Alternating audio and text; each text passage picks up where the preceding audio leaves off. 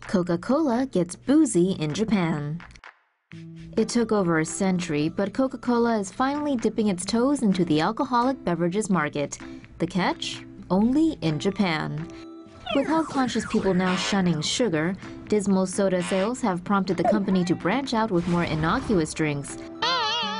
Fortunately, they've realized that, at least in Japan, the fizzy, sugary stuff sells, but only if you booze it up. Case in point, the Japanese live for chu-his, alcoholic drinks made from shochu, sparkling water, and fruity flavorings that's especially popular with the ladies. Coca-Cola wants a slice of that chu-hi pie and is set to experiment on developing their own unique version. Local beverage makers may be ahead of the game, but everyone and their obasang is curious to see what a player like the Coca-Cola company will bring to the table. The soda giant claims it's unlikely they'll be pulling this sort of boozy stunt elsewhere in the world, even though there are plenty of fans jonesing for a stiffer drink. You're not going to find this anywhere else. New Japanese hotel is controlled almost entirely by robots. A hotel that is run almost completely by robots has opened in Japan.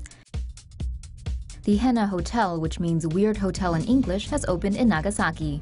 Approximately 80 robots manage a variety of services at the hotel, including carrying the guests' bags.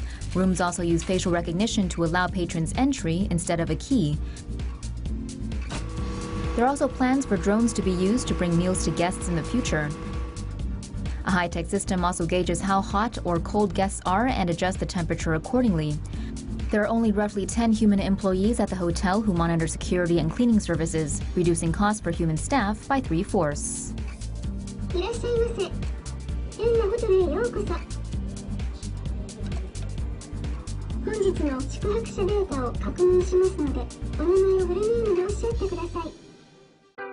Auld Lang Syne takes on a whole new meaning in Japan.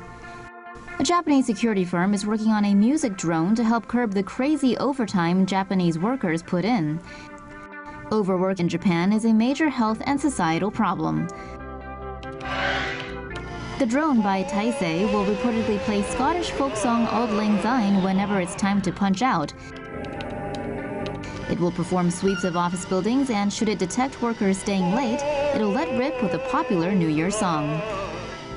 As if that isn't enough, the drone will also be kitted out with video cameras to record anyone working past finishing time. Auld Lang Syne was penned by renowned Scottish poet Robert Burns in 1788. Wonder how he'd react to this news. Would you give this bear a hug?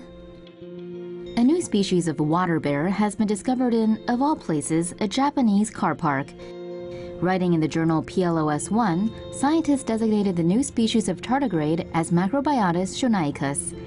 After the initial finding in Japan, researchers were unable to identify which type of tardigrade it was.